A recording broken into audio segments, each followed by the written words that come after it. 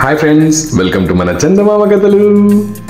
ఈరోజు మరొక మంచి కథ నేను ముందుకు వచ్చాను. ఇది చాలా పాత కథ. అక్టోబర్ 1957లో ప్రచురితమైంది. కథ పేరు మోసగాళ్ళు. మోసగాళ్ళు ఆ టైంలోనూ ఉన్నారు, ఈ టైంలోనూ ఉన్నారు. కాకపోతే మోసాల స్టైలే మారింది కదా. ఒకప్పుడు సాధువుల్లా వచ్చి మోసం చేసేవారు, ఇప్పుడు ఆన్లైన్లో మోసాలు చేస్తున్నారు. కానీ ఇక్కడ ఒక కామన్ విషయం ఉంది. అదేమిటంటే మోసపోతున్న వాళ్ళు ఇప్పటికీ మోసపోతూనే ఉన్నారు, ఏదో ఒక రకంగా. అది ఆన్లైన్ స్కామ్ల ద్వారా కానీ, MLM మార్కెటింగ్ స్కామ్స్ ద్వారా కానీ, ఇలా మనం మోసపోతున్న వాళ్ళు ఎంతో మందిని చూస్తున్నాం కదా. మోసపోయే ముందు వరకు ప్రతి ఒక్కడు తెలివిగలవాడినని అనుకుంటాడు. మోసపోయాకే తెలుస్తుంది తమ తెలివి ఎంతటిదో. మీకు కూడా జీవితంలో ఇలాంటి సంఘటన ఏదైనా ఎదురై ఉంటే తప్పకుండా కామెంట్స్లో మెన్షన్ చేయండి. మరి ఈ మోసగాళ్ళు ఎవరు, వీళ్ళు ఏం చేశారు, ఎవరిని మోసం చేశారు, ఎలా చేశారు చూద్దామా? మరి ఇవన్నీ చూసిన తర్వాత కథ నచ్చితే మాత్రం తప్పకుండా దీన్ని లైక్ చేయండి. మీ లైఫ్లో ఏం మోసం జరిగింది, లేదా మీరు ఏదైనా మోసాన్ని చూసి ఉంటే తప్పకుండా కామెంట్స్లో మెన్షన్ చేయండి. మేము కూడా జాగ్రత్తగా ఉంటాం. మన చందమామ కథలు ఛానల్ని సబ్స్క్రైబ్ చేసుకొని చూస్తున్నట్లయితే ధన్యవాదాలు. లేకపోతే మాత్రం తప్పకుండా ఇప్పుడే సబ్స్క్రైబ్ చేసుకోండి. ఆ పక్కనే ఉన్న గంట సింబల్ని కొట్టడం మాత్రం మర్చిపోవద్దు. దాంతో కొత్త కథల నోటిఫికేషన్స్ అన్నీ మీ యూట్యూబ్ యాప్కి వచ్చి చేరతాయి. మరి ఇంకా ఆలస్యం చేయకుండా కథలోకి వెళ్ళిపోదామా? అనగనగనగనగనగనగా ఒక దేశంలో ఇద్దరు మోసగాళ్ళు ఉండేవారు. ఇద్దరు సాధువుల్లాగా వేషం వేసుకొని ఊరూరా తిరుగుతుండేవారు. భూత వైద్యాలు చేస్తామని, తాయెత్తులు కడతామని చెప్పి గురువు శిష్యుల్లాగా మోసం చేసేవారు. వారు ఎంతో చాతుర్యంతో తమ గుట్టు బయటపడేలోగా ఇంకో గ్రామానికి వెళ్ళిపోతూ ఉండేవారు. ఒక రోజు ఉన్న గ్రామంలో ఇంకో రోజు ఉండకుండా, ఒక వారం ఉన్న పట్టణంలో ఇంకో వారం కనిపించకుండా అలా పారిపోతూనే ఉండేవాడు. పెద్దవాడు గురువునని చెప్పుకునేవాడు, చిన్నవాడు శిష్యుడని చెప్పుకునేవాడు. ఇద్దరూ కలిసి అందరినీ మోసం చేసేవారు. ఇద్దరూ ఎప్పుడూ సంచరిస్తూనే ఉండేవారు. వారికి ఒక స్థిర నివాసం అంటూ ఏమీ లేదు. కట్టుబట్టలతో, ఒక మూట నిండా డబ్బుతో అటు ఇటు వెళ్తూ ఉండేవారు. అయినా కూడా వారి అపఖ్యాతి వాళ్లను తరుముకుంటూనే వచ్చింది. గురు శిష్యులు ఒకసారి ఒక ఊరికి చేరుకున్నారు. అక్కడ మకాం వేసి తమ మోసాన్ని ప్రారంభిద్దాం అనుకుని పడుకున్నారు. పొద్దున లేచేసరికి ఆ ఊర్లో ఇంతకు ముందే మోసపోయిన ఒకడు వారిద్దరిని గుర్తించి ఊరి వారందరినీ పట్టుకుని వచ్చారు. వారందరూ వాళ్ళని అటకాయించి, మీరు దొంగలు, పచ్చి మోసగాళ్ళు అని కేకలు వేయసాగారు. గురువు శిష్యుడు ఇద్దరూ తేరుకొని ఏదో చెప్పేలోగానే అందరూ కలిసి వాళ్ళని బాగా చితక్కొట్టారు. ఆ ఊరు నుంచి తరిమేశారు. ఇలా తన్నులు తింటున్న సమయంలో గురు శిష్యులిద్దరూ విడిపోయారు. ఇద్దరూ పారిపోయి తమ ప్రాణాలను దక్కించుకొని వేరే వేరే ఊళ్లకు చేరారు. గురువుగారు చాలా రోజులు ప్రయాణం చేసి ఒక పెద్ద పట్టణం చేరుకున్నాడు. అక్కడ ఒక సత్రంలో చేరి మళ్ళీ ఈ ఊళ్ళో కూడా మోసం చేద్దామని ప్రయత్నాలు మొదలుపెట్టాడు.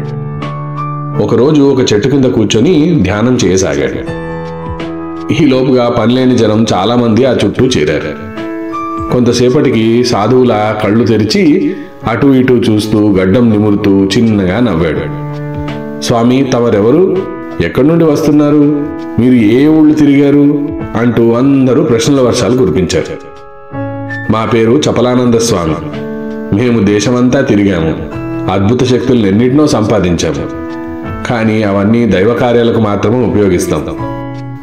మేము హరిద్వార్లో మఠం నిర్మిస్తున్నాం, దానికోసం డబ్బులు పోగేయడానికి వచ్చాం అన్నాడు.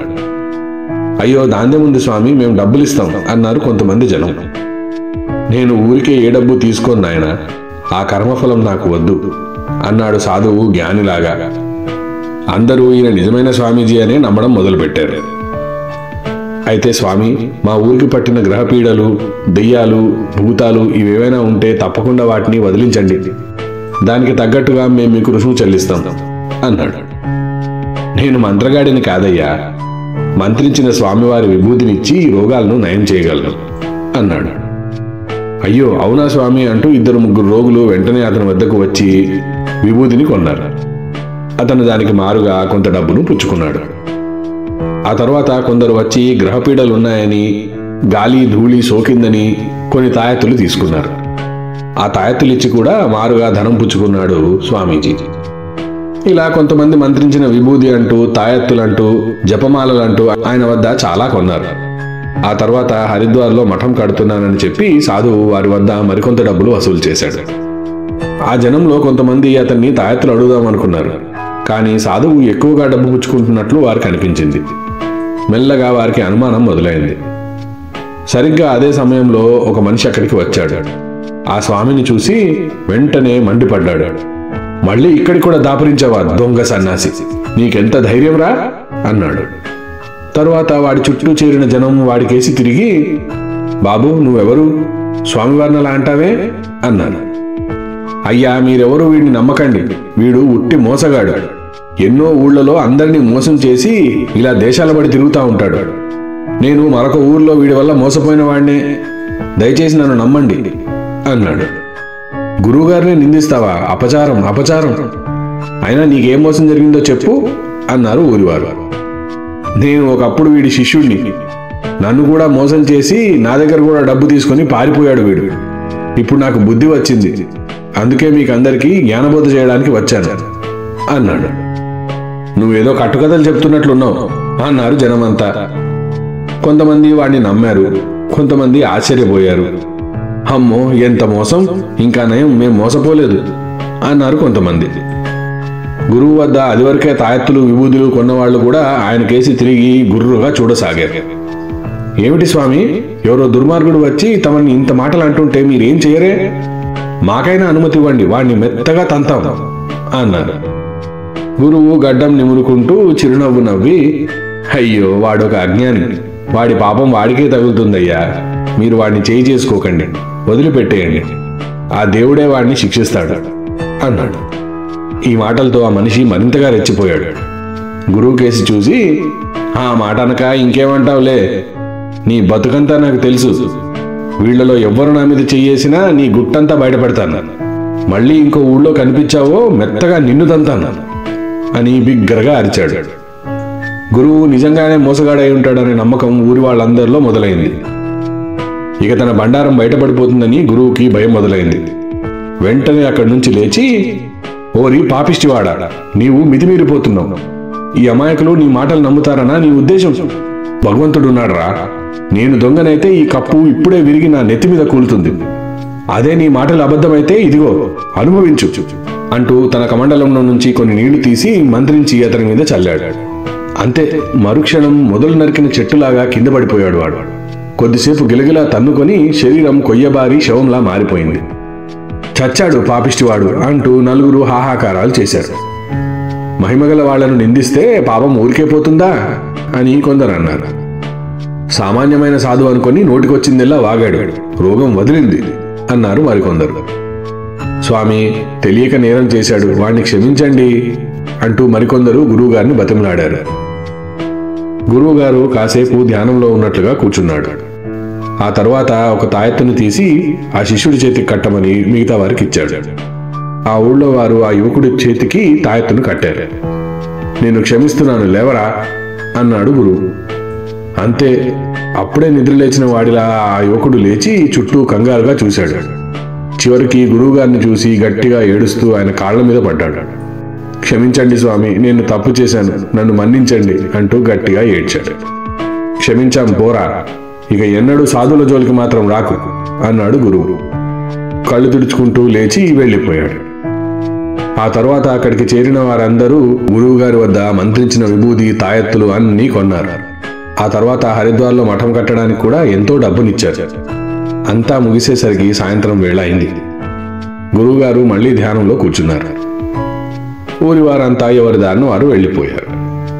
కాస్త రాత్రవగానే గురువు మెల్లగా కళ్ళు తెరిచి అటు ఇటు చూసి తన జోలెని డబ్బుల్ని అన్ని సర్దుకొని చక్కగా ఊరు దాటేశాడు.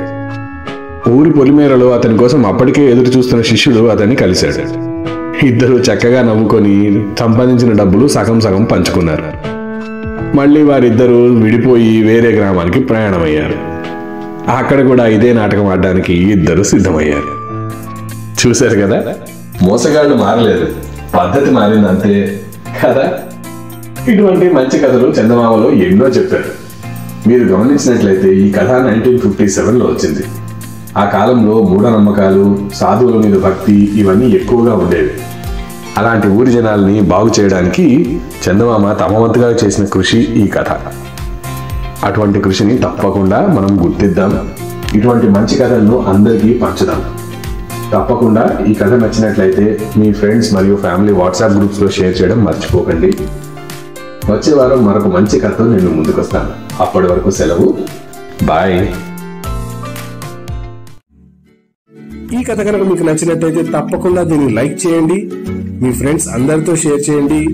మా ఛానల్ని సబ్స్క్రైబ్ చేయడం మాత్రం మర్చిపోవద్దు. మీ అద్భుతమైన కామెంట్స్ ని నాకు తెలపండి. దాంతో కొత్త కథలను మీ ముందుకు తీసుకొచ్చేటప్పుడు ఎటువంటి కథలను తీసుకురావాలనేది నాకు తెలుస్తుంది. ఆ పక్కనే ఉన్న గంట సింబల్ని కొట్టండి. దాంతో కొత్త కథల నోటిఫికేషన్స్ అన్ని మీ యూట్యూబ్ యాప్ కి వచ్చి చేరతాయి. వచ్చే వారం మరొక అద్భుతమైన కథతో మళ్ళీ మీ ముందుకు వస్తాను. అంతవరకు సెలవు. బాయ్.